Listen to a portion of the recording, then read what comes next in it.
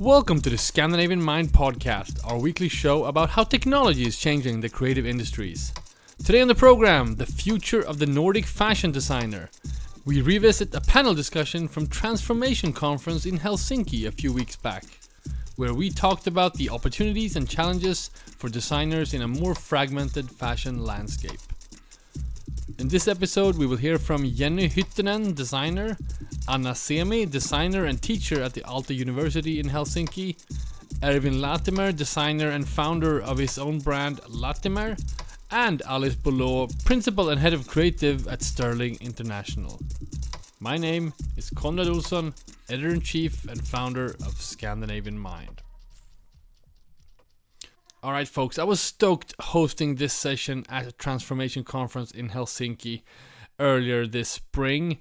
We covered the event in a previous episode where me and my colleague Johan Magnusson kind of broke down the event. So you can go back and listen to that, and also more reporting on the Fashion in Helsinki days. So for this edition of Transformation Conference, we wanted to go deep into the role of the Nordic fashion designer.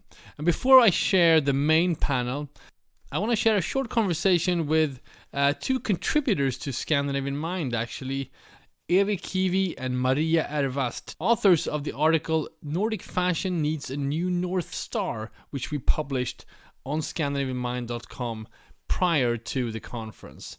Evie, Maria and two other colleagues did a study of fashion students and their views of the future, which I think serves as a good backdrop for the panel with the designers that I will share later. So here now, Evie, Kivi and Maria Ervast from Transformation Conference in Helsinki.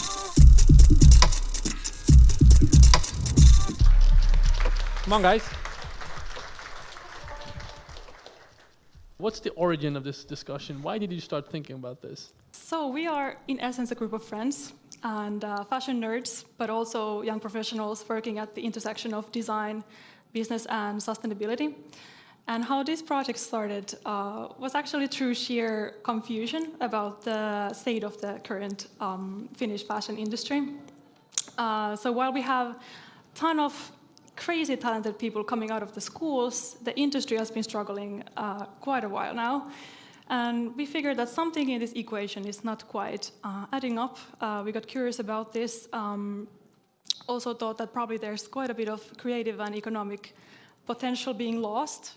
And this led us to the young designers. So what is there to come? What are the new designers thinking? What are their views and dreams? And how are they viewing this landscape? And we conducted interviews during the winter, and then that evolved into this article. So basically a passion project that has been fueled by confusion and curiosity. Talk about how did you go about doing the work and the interviews. And I'm actually going to start. I want to read a quote, the first quote of this story. I think it ties to what we talked about before, and it ties to what we'll talk about in the next panel. But this is a quote from, an anonymous quote from a young designer in Helsinki today, stating, "I have no idea what I want to do after graduation. I can't name a single brand in the world that aligns with my values and I'd like to work for. You either sell your soul to the commercial fashion system or starve to death trying to swim counter current." But talk about how you went about doing this research. Right. So we reached out to about a dozen of students, designers. Basically, some of them were currently still studying, some were recently graduated, some already working at internships abroad, some working in multinational fashion brands, and some working already with an established own brand. We reached out to them, we conducted these semi-structured interviews. Relatively, it was quite easy to get in touch with these, especially the students, because one of our group members, Risto, he's a recent graduate of Aalto Fashion BA. In general, the feedback was super positive. We really didn't know what to expect. We were these random sort of outsiders, in-betweeners, just asking a bunch of random questions. But I feel like in general, the students were really excited to share their thoughts and were actually, in fact, waiting for a platform such as this to truly share their thoughts. So let's talk about what were some of the key findings in your research. So bluntly put, the key observation was obviously that building a meaningful career in fashion has probably never been as difficult as now. Partly it's due to the hyper-capitalistic system of fashion, but also due to the huge transitions happening in terms of digitalization and also sustainability.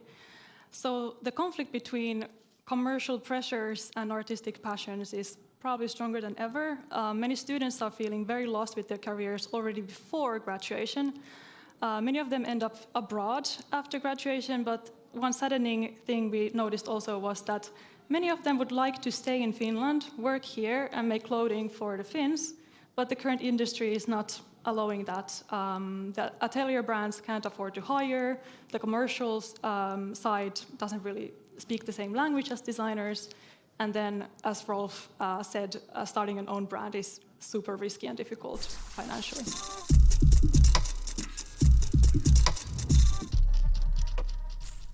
All right, that was Evie, Kivi, and Maria Ervast at Transformation Conference in Helsinki.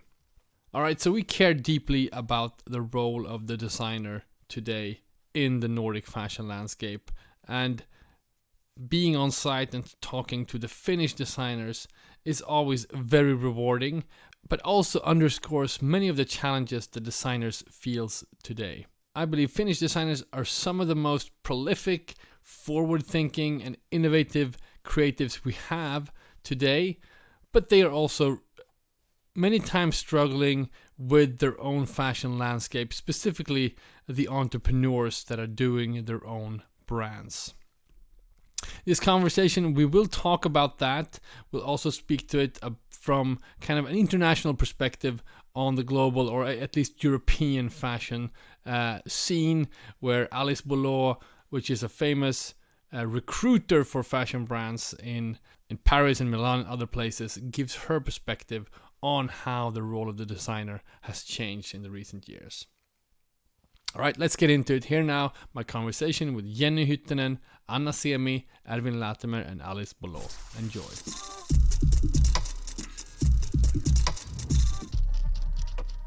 Hey, good Hi, to see good you. to see you. Welcome, guys. So, I talked before about there perhaps being an existential crisis in the fashion system. I'm going to ask you about that. Mm-hmm. And from your many different perspectives. But Anna, maybe I'm going to talk to you because you are both a designer and also a teacher. And so kind of from both those perspectives, what's the temperature on the designer's role right now? How do you see the current situation? Yeah, it's a very good question. So I think there might be some lack of motivation for the students and designers in this world at the moment. Maybe one thing is that we really live in a chaos in general in the world. But what I feel when you as a student start, you apply to the school, so you are really, really highly motivated, and at some point you understand that, okay, or then you maybe question what I'm doing and do I really want it? So I think fashion industry in general should really think how to motivate young generation to actually work in the industry. Hold that thought, you'll get back to that. Ervin, many people know you as a designer, also one of those entrepreneurs that ventured out on your own to create your own brand. Those entrepreneurs. What is the role of the designer today, would you say? I mean, I completely agree with everything that Anna said. I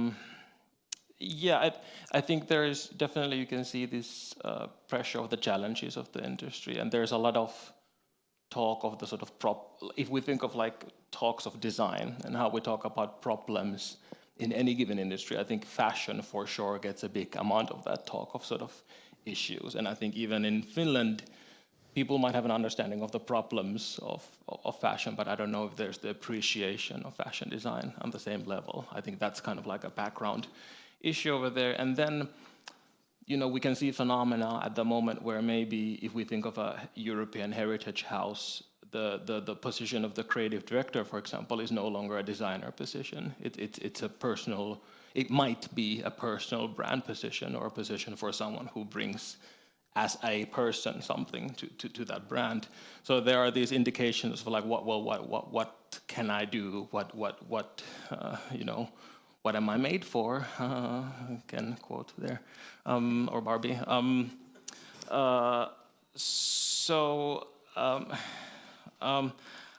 I kind of try to think of this as an encouraging thing. I think, yes, we have these issues where there's too many clothes in the world and there are all of these problems that we need to solve.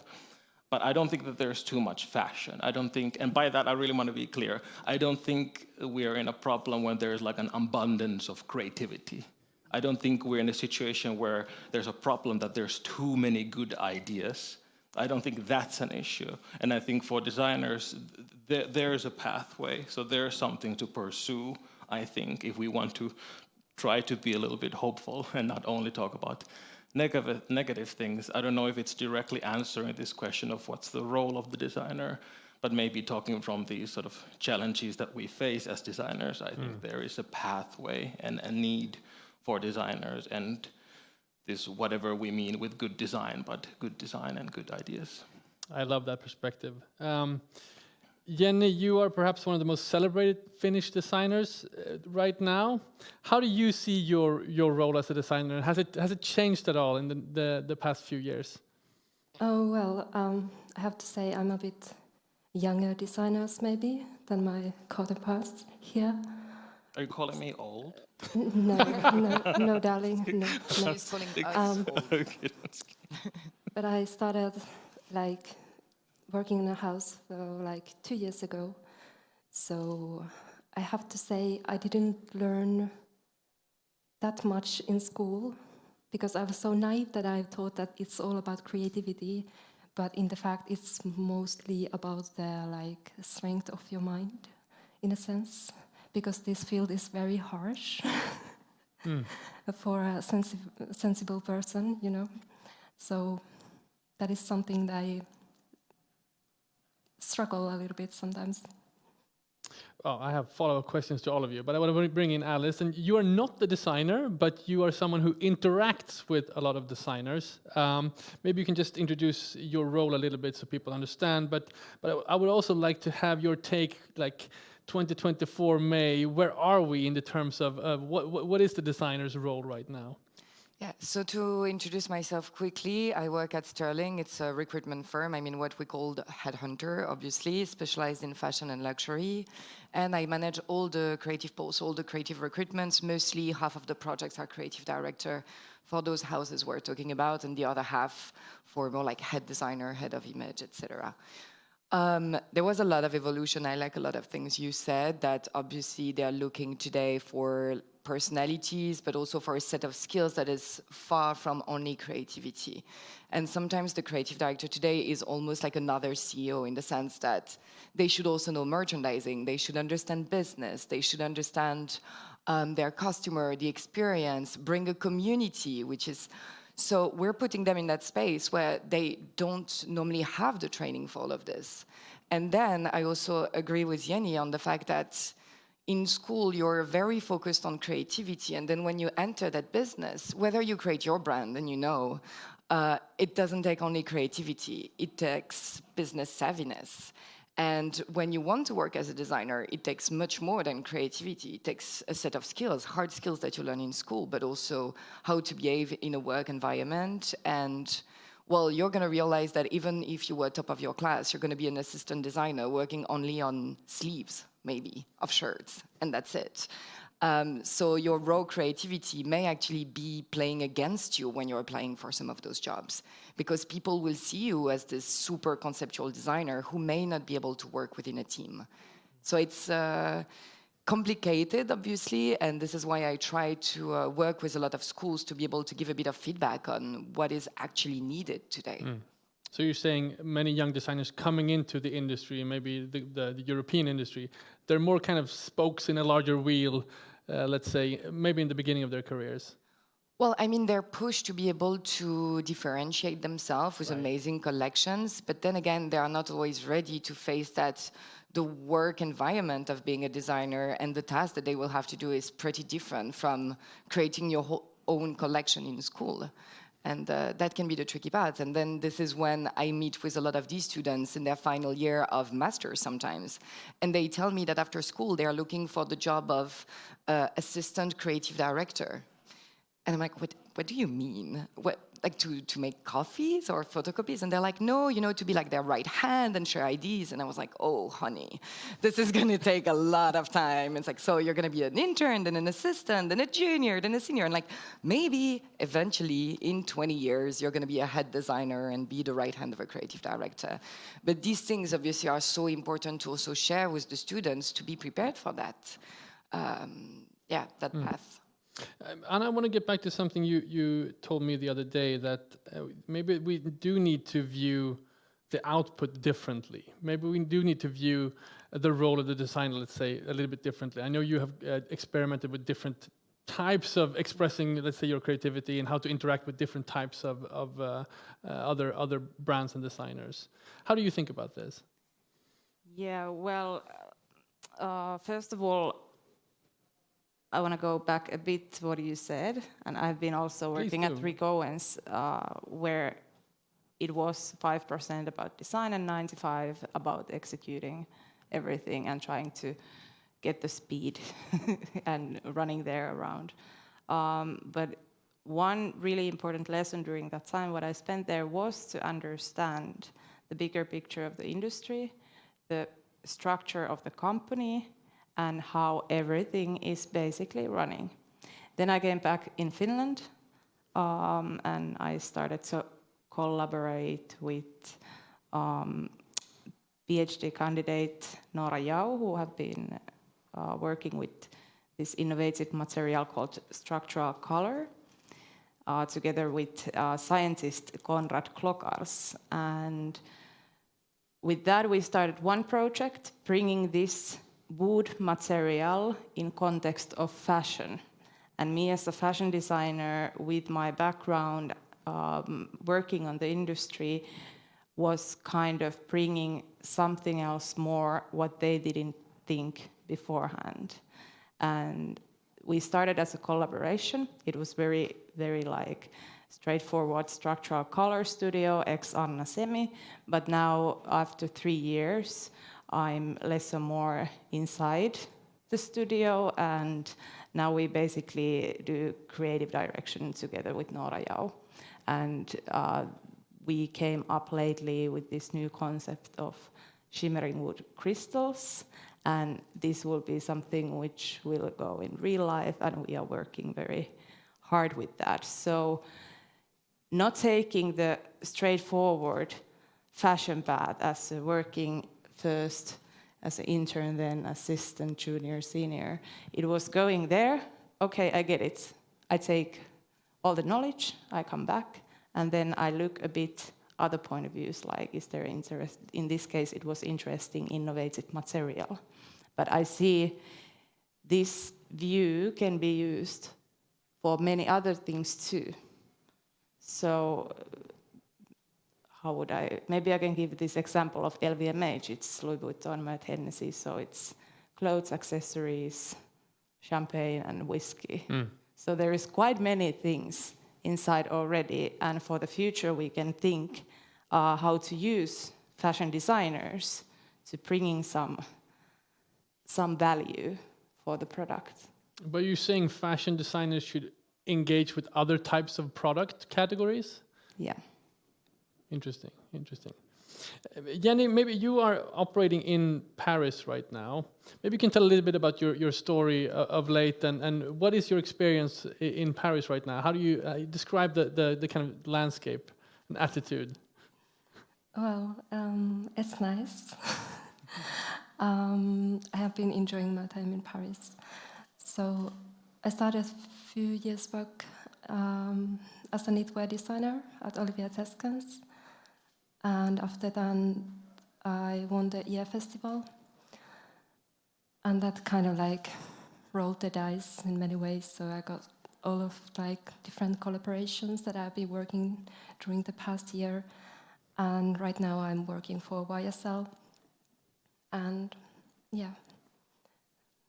And do you feel like is your vision and the issues that you want to engage with, do you sort of, do those come into fruition in the work you're doing right now?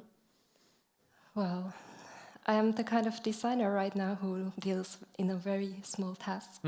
So I'm just like part of the big machine. Good. I want to bring up this issue, and maybe Alice, maybe you can bring some perspective on this. I have a sense that there's a kind of a, as I mentioned before, a kind of a generational shift happening with new designers coming out. I feel like they're, for starters, much more engaged in different issues. If you looked at the fashion designer just like 10 or 15 years ago, we didn't talk about social issues or sustainability, and like these were not top of mind. You wanted to be a designer, you wanted to work with fashion, create cool stuff, right? Have you seen a transition there in the new talent coming out?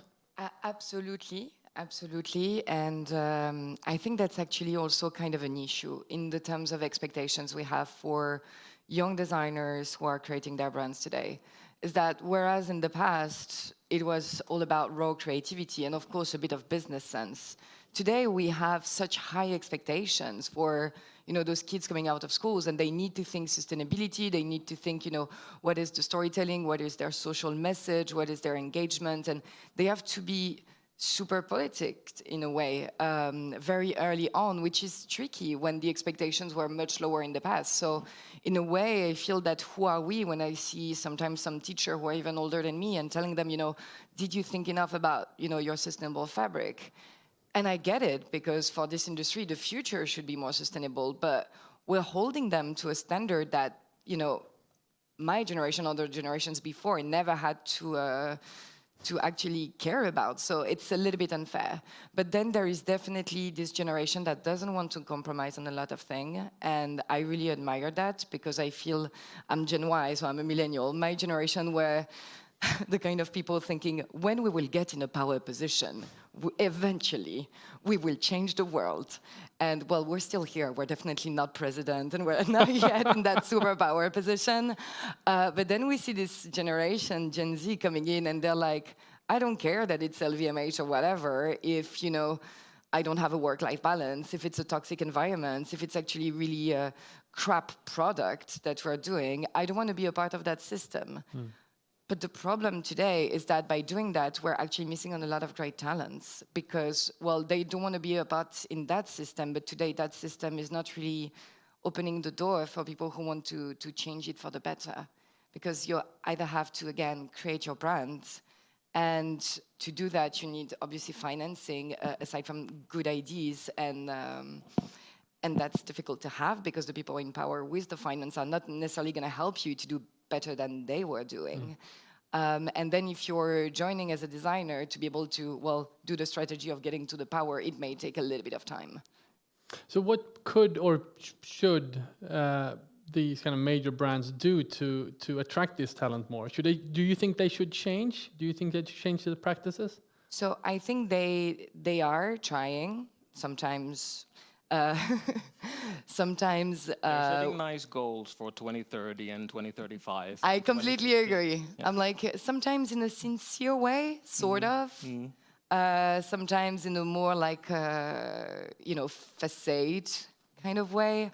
Because they did understand, especially when we talk about those big groups, they know that if they want to attract Gen Z, and you cannot just cross out an entire generation from your employees. You can't be like, okay, great, I won't hire anyone in that generation, I'll wait for the next, which may not be more compromising. So they did, receive the memo that they have to evolve, but now, how fast are they doing that? And they're still hoping that, the good old quote from Diva Wears Prada will apply, of like, millions of girls will kill for this job. It's not the reality today. So we're seeing, when we're doing recruitment, that they're actually facing more and more people saying no, and then, well, beggars can't be choosers. So, if they want great talent, they're going to have to evolve eventually. Ervin, what are your thoughts? I know when you started out, social issues, super important. having every worker be in a very good situation, always very important for you. Talk about your journey and what do you think when you hear Alice speak? A lot of thoughts. I mean, I totally agree that there's this kind of interesting push and pull that simultaneously we're expecting almost too much from the young generation, too much in the sense that they don't have the resources maybe to answer to the expectation. But then on the other hand, at least I could see a little bit, or I can sense that maybe there is also this disconnection with the bigger brands, that maybe that old way of sort of like, well, you just want to work for a big brand, maybe for everyone that's no longer the case, because like you said, maybe there is this disconnection there. Of course, still experience is always important, and there's that I think people do always want. One thought that came to my mind, that one challenge also with like being young or upcoming and having limited resources and trying to solve issues, is that you are kind of often, I'm kind of being frank, set to fail because you don't have the correct resources to answer to all of these issues. And then when you fail, it's kind of like a case in point that, well, why should we even try to solve this? Because you're going to fail eventually. And that is that is just like a resource thing that I don't think that we're maybe also equipping people who genuinely want to do things better and want to find ways to make this business work in a better way. I don't think we're giving the correct resources to them to show that it is possible, because it completely is possible. It is just a matter of resources. You need to be rich, or then you need to have rich friends. That's the push and pull. How much do you have money, and how much do you have correct types of friends? If I'm like overly simplifying here and talking from like a business perspective, right? I mean, my journey, yes,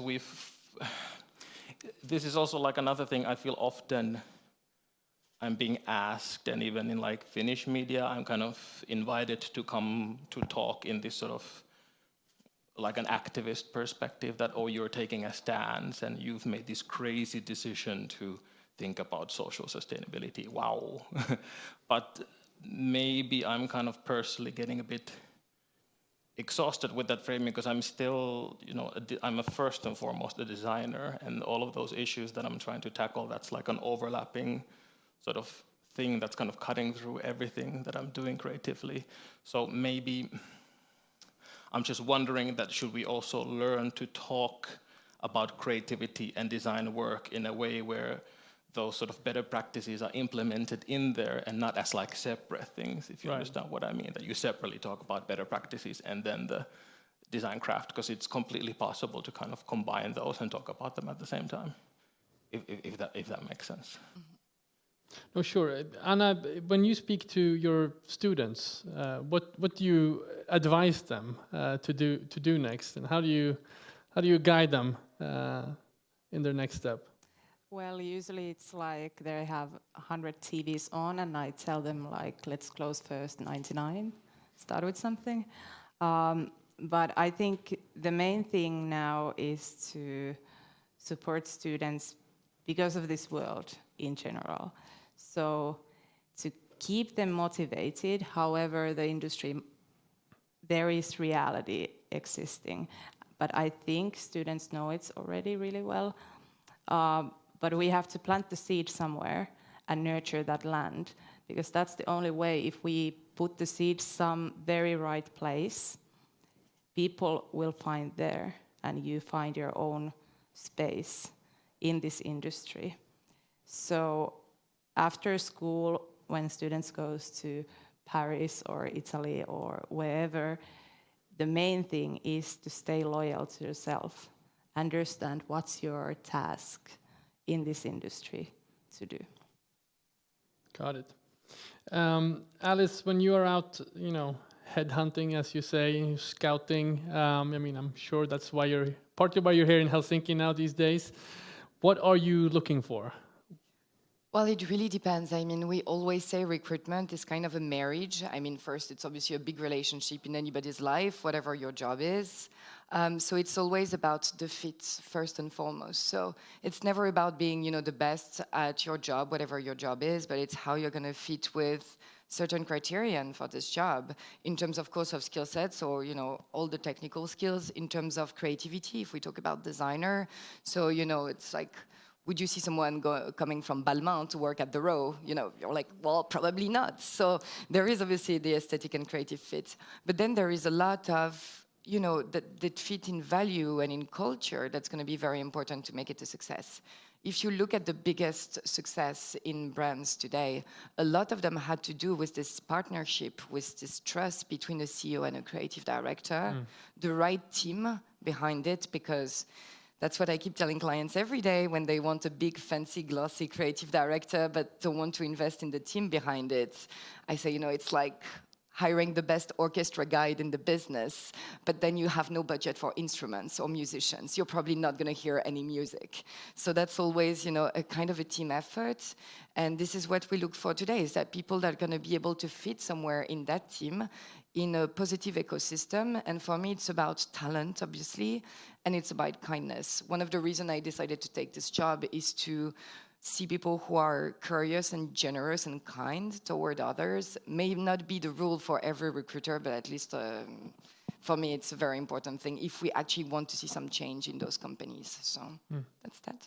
Just picking up on something Anna said, do you see a crossover? I mean, we've talked about the creative director's role has changed, but do you see a crossover where fashion designers utilize their talent in other product categories, or is there transfer between different categories? Not so much today. The more senior you become, the broader your scope can become, and then you can actually touch on other categories.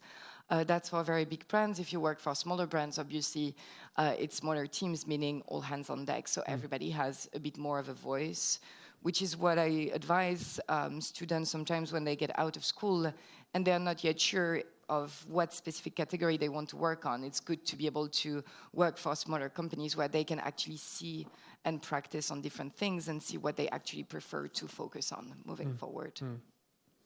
I have a question to all of you, and we've talked about the need for really changing the system and creating new arenas for fashion design to kind of evolve. It's a huge undertaking. It's complex, and it revolves, you know, financials and a bunch of different things, how corporates are structured and so forth. But if you would kind of look into the crystal ball a little bit, like what would you like to see happen in the next, let's say, 3 to 5 years? Anna, starting with you. Yeah, it's a very good question. It would be nice to see in the future, but I think this time is also very good for experimenting things. So because we are quite frustrated what's happening at the moment, so then the creativity comes first, and when creativity comes first, you're able to kind of, if you know where you stand and you translate your thoughts in form of fashion, that creates actually really good fashion.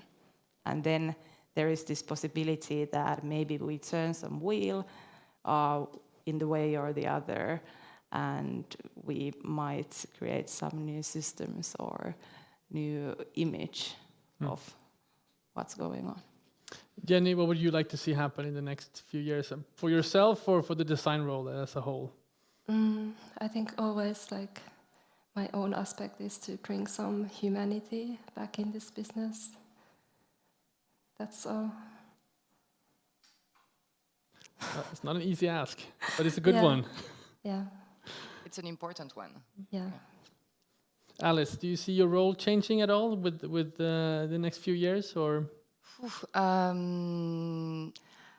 I don't think so, not so much. I mean, in a way, the role evolves in the sense that, well, recruitment before LinkedIn was pretty different, as you can imagine, than today. But obviously, when people work with us, it's because it's very specific, very confidential, because you need an expertise, and it's really a full-time job. And it's a full-time job for an entire team because there's a lot of talent everywhere. And what I'd like to see, I concur with Jenny, so it's obviously more kindness, I think, and just like a more humane industry, but also more diversity. We've been talking about, you know, those big group of creative directors who are only white men. It's all European, from Western Europe, I should precise. So it's a little bit cringy. It would be great if there could be a bit more diversity. There are a lot of great talents, obviously, in Nordic countries, but also in the rest of the world. So that's what I would like to see. Ervin, I'll let you have the last word. What are some things you'd like to see in the next few years? Yeah, I kind of to build upon what you were saying, I definitely do want this sort of, yes, the industry has been trying to do better and setting these goals, like I kind of jokingly said, but they are also trying. So this kind of work that we've seen in the recent years, for example, with questions of DEI, that diversity, equity, and inclusivity that I work with, of course, I hope that work continues, because it's not like there's no quick solution. Talking about those processes of being intern, junior, blah, blah, blah. It takes time for talent also to go through that process, and maybe we're now finally opening those doors, but we need that kind of patience and time. But maybe if I can speak as an entrepreneur or someone who is also thinking of fashion as a business, what I hope for the coming years is for the younger generation to find their own networks and just find new ways to do this business and connect and sell their work. I think, like we were talking, they're being expected so much. They have limited resources, and the current system of wholesale, etc., is not working for them, and it's not going to work for them. So I sincerely hope that they and we can find the way to find new ways to work. I don't know if it's on TikTok or whatever the new app in 5 years is that's similar to that, but to kind of find their own way that works on their terms, where they can take the stands and make the kind of better choices that they want in a way that still allows them to have a healthy business. That's maybe, from a business perspective, my biggest hope. Can we find a new way to work? I'll leave it there. Ervin Latimer, Alice Bouleau, Jenny Hytönen, and Anna Semi, thank you so much for sharing your insights today. Round of applause.